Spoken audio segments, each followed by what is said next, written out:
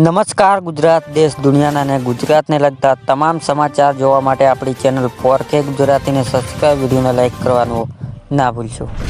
ગરીબોને મળશે 10,000ની સહાય. એટલે કે ગરીબો પરિવારો અને નાના ખેડૂતો માત્ર આધાર કાર્ડ પુરાવા સાથે 10,000 રૂપિયા બેંકમાંથી આપવામાં આવશે અને પીએમ સ્થાનિક યોજના હેઠળ પોતાના વ્યવસાયના ઉપયોગ માટે પહેલા વર્ષ 10,000, બીજા વર્ષ 20,000 સુધીની લોન સરકાર બેંકમાંથી આપવામાં આવે છે. જ્યારે મિત્રો આ યોજના મુખ્ય હેતુ નાના પરિવારોને આર્થિક રીતે મદદ કરી નાના પરિવારોને પગભર કરવાનો છે. મિત્રો સીએમ પટેલનો કડક અમલનો આદેશ. એટલે કે ગુજરાત રાજ્યમાં મહિલાઓ અને બાળ વિકાસ વિભાગે અધિકારીઓની બઢતી અને બદલી થયાના સમાચાર જાણવા મળ્યા છે કે જેમાં વિભાગ 18થી અધિકારીની બઢતી આપી જ્યારે 11 અધિકારીએ બદલી કરવામાં આવી છે અને બદલી મેળવેલા તમામ અધિકારીઓને તેમની વર્તમાન જગ્યાએથી તાત્કાલિક અસર છૂટી કરવામાં આવશે અને તેમના બદલી કરાયેલી નવી જગ્યાથી સંબંધિત અધિકારીઓને હાજર થવાનું જણાવ્યું છે. મિત્રો ગુજરાત સરકારનો નવો કાયદો લાવશે. એટલે કે રાજ્ય સરકાર એડવી spot boating, beach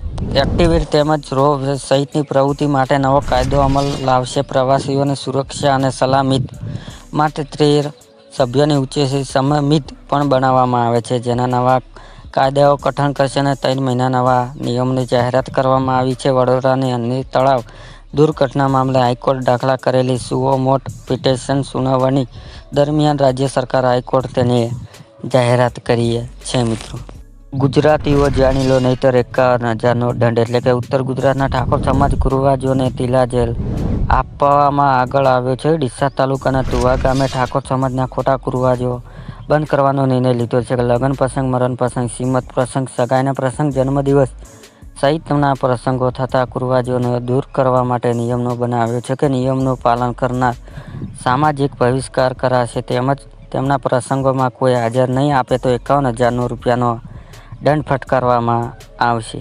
sim card મોટો નિર્ણય. એટલે કે 2024માં એક જ આધાર કાર્ડ 9થી વધારે સિમ કાર્ડ ખરીદનાર વ્યક્તિને 50,000થી લઈને 2 લાખ સુધીનો દંડ ફટકારવામાં આવશે અને જો કોઈ વ્યક્તિ નવું સિમ કાર્ડ મેળવવા બીજા સરકાર આઈડીનો ઉપયોગ કરતો જણાશે તો તેમને 3 વર્ષની જેલ થશે અને 50 લાખ દંડ કરવામાં આવશે અને નવો કાયદો લાગુ થશે. ખેડૂતોને સીધી દેવું થશે માફ. એટલે કે ખેડૂતોના હિતમાં પહેલીવાર ખેતી બેંક કર્યો છે ખેડૂત લક્ષ્ય મોટો નિર્ણય. એટલે કે લોન ભરી શકનાર ખેડૂતોને જમીનની હરાજી હવેથી કરવામાં આવશે નહીં. 20થી 25 વર્ષ જે ખેડૂતોએ લોન ભરી હોય આર્થિક મુશ્કેલીઓમાં આવેલા ખેડૂતોને 70% સુધીની લોન સંપૂર્ણ માફ કરવાનો આદેશ આપ્યો છે. જ્યારે લોન ભરી શકનાર ખેડૂતોને કારણે ખેડૂતોને મૂળ રકમ 5 ગણા રૂપિયા ચક્રવૃદ્ધ વ્યાજમાં થઈ ચૂક્યા છે અને આવા ખેડૂતોને પણ પૈસા 70% માફ કરવામાં